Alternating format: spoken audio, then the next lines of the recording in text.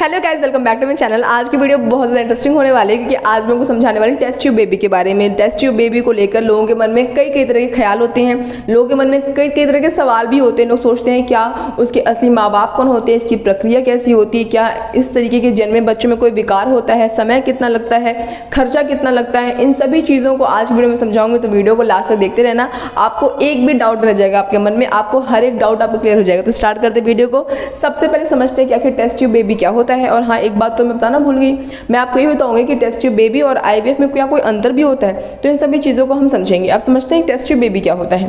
तो कह रहा है कि टेस्ट ट्यूब बेबी का अर्थ होता है जो कपल्स प्राकृतिक रूप से गर्भधारण नहीं कर पा रहे हैं उन्हें आधुनिक तरीके से गर्भधारण कराना। कि जो लोग प्राकृतिक रूप से बेबी कंसीव नहीं कर पाते हैं उन्हें हम आर्टिफिशियल मेथड से क्या कराते हैं, कंसीव कराते हैं। उसे क्या कहते हैं, टेस्ट ट्यूब बेबी कहते हैं। टेस्ट ट्यूब बेबी ऐसा नहीं किसी टेस्ट ट्यूब में पल रहा होता है, वो टेस्ट ट्यूब बेबी का जो नाम है वो भी आपके गर्भ में ही पलेगा, आपकी कोख में आकर ही पलेगा। बट स्टार्टिंग के जो इनिशियल स्टेज होते हैं उसमें क्या होता है कि जो देखो बच्चा कैसे बनता है, महिलाओं के अंडे से और पुरुषों के स्पर्म में जब आपस में मिलते हैं तो क्या बनता है, एक बच्चे का निर्माण होता है, एक बच्चा डेवलप होता है। ठीक है, तो इसमें क्या होता है कि कुछ ऐसे कपल्स होते हैं जो कि बहुत सालों से, महीनों से ट्राई करते हैं बट फिर भी कंसीव नहीं कर पाते हैं। तो जब वो डॉक्टर के पास जाते हैं तो डॉक्टर पहले पूरी कोशिश करता है कि वो नेचुरली कंसीव कर ले, बट कुछ ऐसे टर्म्स एंड कंडीशंस होते हैं, कुछ ऐसी प्रॉब्लम होती है जिस कारण से वो नेचुरली कंसीव नहीं कर पाते हैं। तो डॉक्टर कहते हैं कि आपको परेशान होने की जरूरत नहीं है, अगर आप नेचुरली कंसीव नहीं कर पा रहे हो तो ऐसा बिल्कुल भी नहीं है कि आप कभी माँ बाप बन ही नहीं पाओगे, हम आपको माँ बाप बनाने में आपकी हेल्प करेंगे। तब वो क्या करते हैं, जब कोई ऑप्शन नहीं बचता है तो जो कि प्रक्रिया अंदर होनी चाहिए थी, जो शुक्राणु और अंडाणु का मिलन अंदर होना चाहिए था, उसको वो क्या करते हैं, बाहर मिलन कराते हैं। और जब वो बाहर मिल जाते हैं, निषेचन की प्रक्रिया पूरी होती है, जब वो भ्रूण जब डेवलप होने लगता है तो उसके बाद 3-4 दिन बाद जो महिला होती है उसके गर्भ में उसको ट्रांसप्लांट यानी ट्रांसफ़र कर देते हैं। तो ये मैं आपको एक समराइज करके बता रही हूँ। अब देखो होता क्या है कि टेस्ट ट्यूब मतलब बता दिया कि जो कपल्स प्राकृतिक रूप से गर्भधारण नहीं कर पा रहे उन्हें आधुनिक तरीके से गर्भधारण कराना। अब बात करते हैं टेस्ट ट्यूब बेबी से बच्चे कैसे होते हैं। तो टेस्ट ट्यूब बेबी प्रक्रिया में महिला की फिलोपियन ट्यूब में होने वाली निषेचन की प्रक्रिया को लैब में किया जाता है। देखो जो महिला होती है, महिला के पास ओवरी होती है, ओवरी से क्या निकलता है, फिलोपियन ट्यूब निकलता है। तो जो निषेचन की प्रक्रिया होती है, निषेचन का मतलब जब अंडा और शुक्राणु आपस में मिलते हैं तो उसको हम क्या कहते हैं, निषेचन कहते हैं। तो जो निषेचन की प्रक्रिया फिलोपियन ट्यूब में होती है उसको वहां न करके कहां कराते हैं, उसको कराते हैं लैब में। अब कह रहा है कि शरीर में बनने वाला भ्रूण को लैब में बनाया जाता है। भ्रूण को 3-4 दिन बाद महिला के गर्भाशय में ट्रांसफर किया जाता है।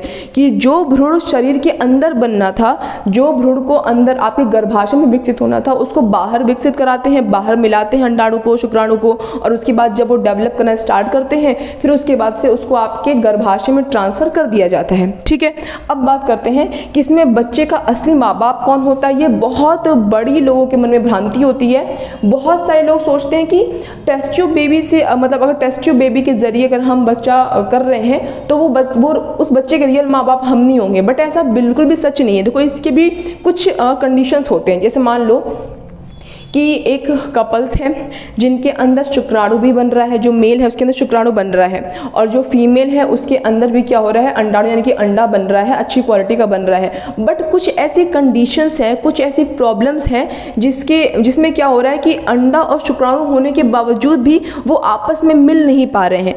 तो उसमें क्या करते हैं, उस महिला का अंडा बाहर निकालते हैं और उस पुरुष का स्पर्म बाहर निकालते हैं, बाहर मिलाते हैं, फिर उसकी महिला के अंदर उसके गर्भाशय में उस अंडे को डाल देते हैं, भ्रूण को डाल देते हैं। बाद में वो मतलब जैसे नॉर्मल लेडी प्रेग्नेंट होती है वैसे वो भी क्या हो जाती है, प्रेग्नेंट हो जाती है। तो इसमें रियल माँ बाप वही रहते हैं।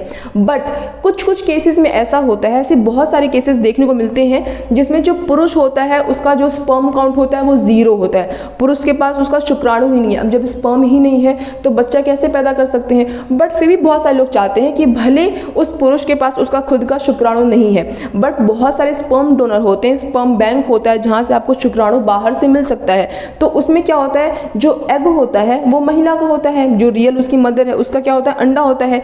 लेकिन क्योंकि जो फादर है, जो मतलब जो मेल है उसके पास शुक्राणु नहीं है, तो स्पर्म बैंक से हम क्या लेते हैं, शुक्राणु लेते हैं और उसको मिलाते हैं वापस से। जब वो भ्रूण तैयार होता है तो महिला के अंदर डाल देते हैं। इसमें क्या होता है, इसमें जो माँ होती है वो तो रियल होती है बट जो फादर होता है वो बायोलॉजिकल फादर वो बंदा नहीं होता है। जो हमने बैंक से लिया था स्पर्म वो होता है बट उसकी आइडेंटिटी को आपको डिस्क्लोज नहीं करते, आपको कभी कभी नहीं बताते कि जिसका आपको स्पर्म दिया गया है वो स्पर्म डोनर कौन है, ठीक है। तो इसमें ये ऐसा होता है। ऐसा भी हो सकता है कि पुरुष के पास उसका शुक्राणु बन रहा है, बट जो महिला है उसमें अंडा बनाने की क्षमता क्या हो चुकी है, खत्म हो चुकी है, या फिर उसके अंडे नहीं बन रहे हैं, या फिर उसकी ओवरी निकाल दी गई है, कुछ भी हो सकता है। मतलब सब मिला जुला कर कि महिला में अंडे नहीं बन पा रहे हैं।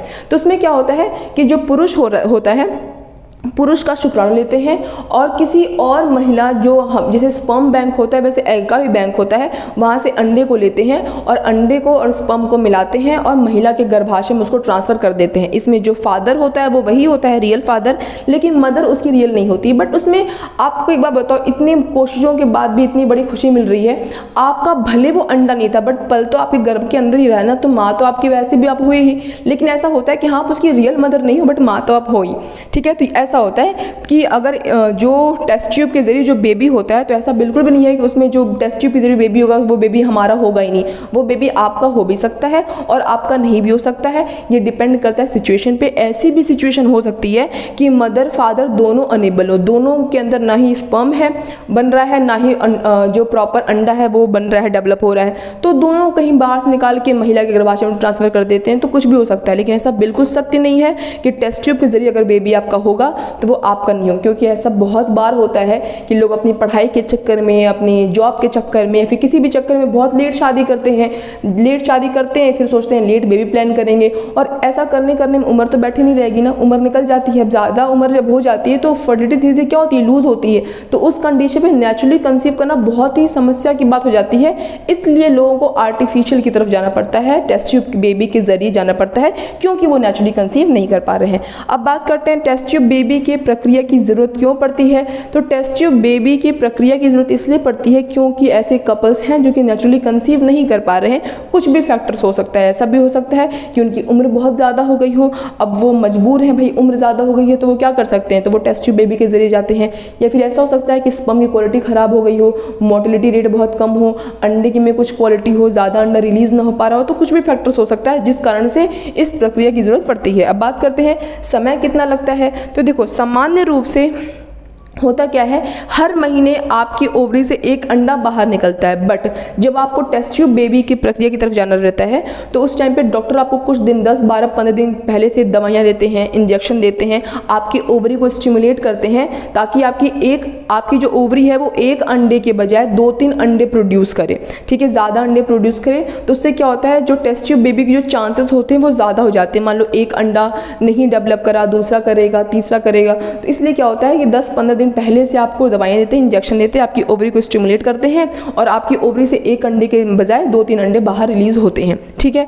अब इसमें जो समय लगता है वो 10-12 दिन का लगता है। उसके बाद से जब भ्रूण को आपके अंदर ट्रांसफर कर दिया जाता है तो बाकी वही समय लगता है जो सभी माओं को लगता है, ठीक है। अब बात करते हैं कि क्या उनमें कोई कमजोरी या फिर कोई विकार होता है जो बच्चे टेस्ट ट्यूब के जरिए पैदा होता है। ऐसा बिल्कुल भी नहीं है, बहुत ही गलत धारणा है, कोई विकार नहीं होता है, बिल्कुल सही बेबी डेवलप होते हैं। जैसे टेस्ट ट्यूब आपका अंडा लिया, आपके मेल पार्टनर का शुक्राणु लिया, बाहर मिला है, आपके अंदर ट्रांसफ़र कर दिया, सब कुछ देख दाख के वो आपके अंदर ट्रांसफ़र करते हैं। ऐसा नहीं कोई विकार है फिर भी ट्रांसफ़र कर दिया, फिर कुछ दिक्कत हो गई, तो इसमें कोई विकार नहीं होता है, सब कुछ बिल्कुल 100% सही होता है। तो अगर आप नेचुरली कंसीव नहीं कर पा रहे हो तो आप IVF के जरिए, आप टेस्ट ट्यूब के जरिए बेबी को कंसीव कर सकते हो। बात करते हैं IVF और टेस्ट ट्यूब बेबी में कोई अंतर होता है, तो बिल्कुल अंतर नहीं होता है, दोनों चीज़ें सेम होती हैं।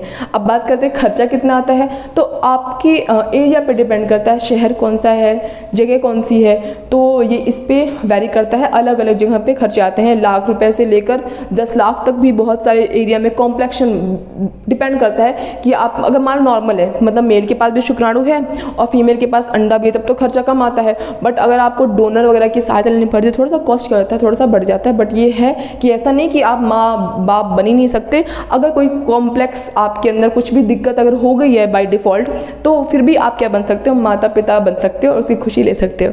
तो आज इस वीडियो के लिए बस इतना ही, मिलेंगे नेक्स्ट वीडियो में किसी बहुत ही इंटरेस्टिंग और इन्फॉर्मेटिव टॉपिक के साथ। तब तक अगर आपको मेरी आज वीडियो अच्छी लगी हो, इंटरेस्टिंग लगी हो, इन्फॉर्मेटिव लगी हो, तो वीडियो को लाइक करना और ऐसे और इंटरेस्टिंग इन्फॉर्मेटिव टॉपिक्स के लिए मेरे चैनल सब्सक्राइब करना। That's all, bye guys.